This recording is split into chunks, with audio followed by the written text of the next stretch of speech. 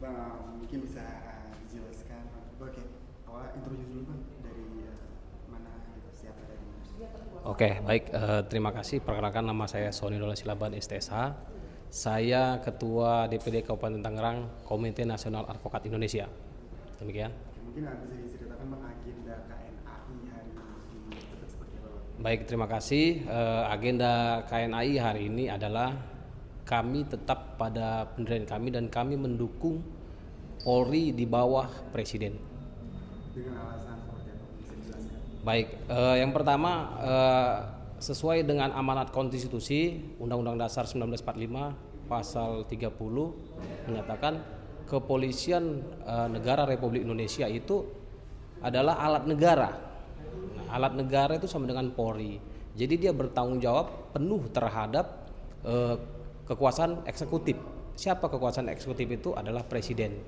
Nah, merujuk kembali kepada Undang-Undang Nomor 2 Tahun 2002 tentang Kepolisian Negara Republik Indonesia, khususnya pasal 8 ayat 1 menyatakan bahwasanya Kepolisian Negara Republik Indonesia adalah di bawah Presiden langsung.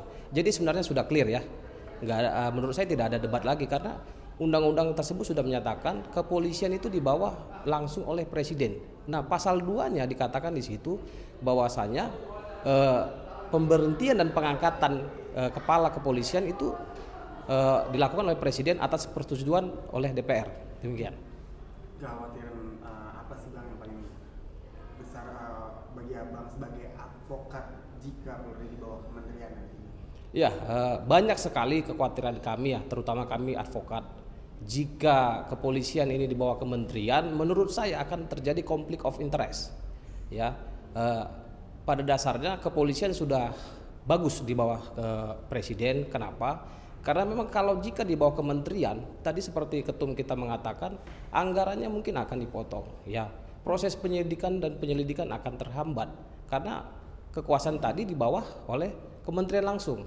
Jadi kira-kira memang sangat merugikan kami sebagai advokat. Demikian. Harapan terakhir pengharapan apa untuk Polri di depannya bang? Ya, jadi harapan kami, saya sebagai advokat mengajak masyarakat Indonesia, mari kita jangan terpancing oleh berita-berita atau narasi-narasi buruk tentang kepolisian.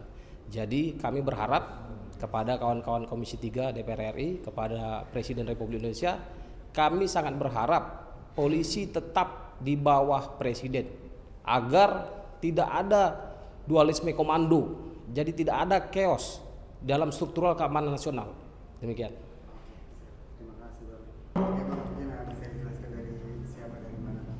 Baik, perkenalkan nama saya Tumpal Malo SCSH, saya Ketua Koordinator DPW bidang program. Saya pribadi menyatakan bahwa institusi kepolisian tetap harus ada di bawah Presiden langsung. Kita mengingat bagaimana Undang-Undang Nomor 2 Tahun 2002 bahwa di pasal 8 ayat yang pertama mengatakan bahwa Kepolisian Negara Republik Indonesia itu langsung di bawah Presiden.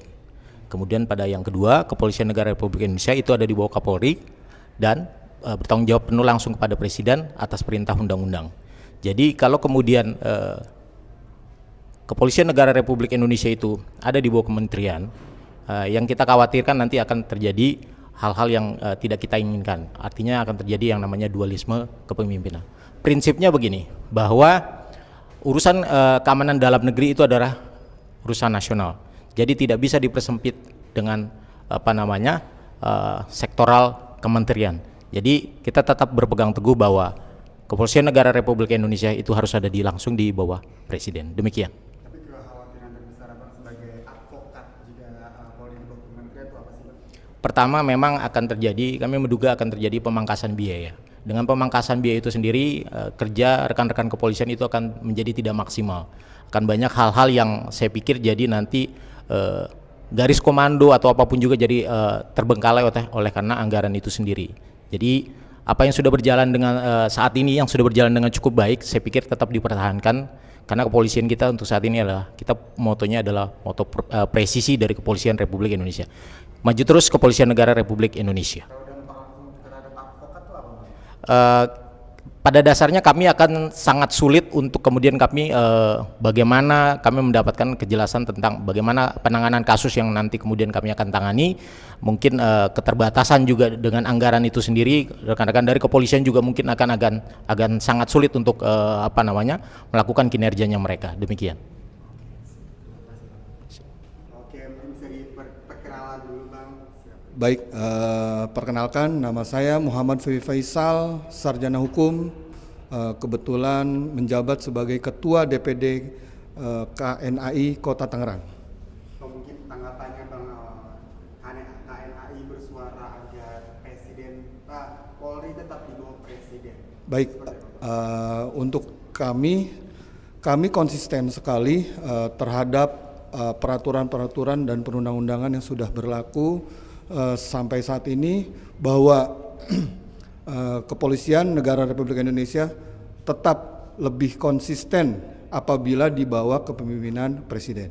Kurang lebih seperti itu. Mungkin alasannya seperti apa kalau dari pribadi ya Bang? Baik, secara pribadi dan secara profesi ya, banyak kemudahan-kemudahan yang kami peroleh ketika memang regulasinya presiden itu membawai Kepolisian Negara Republik Indonesia, yaitu terhadap penanganan perkara yang sudah kami lakukan, bahwa kenyamanan, kemudahan dan apresiasi masyarakat terhadap penanganan perkara kepolisian di bawah kepemimpinan presiden itu luar biasa, Pak.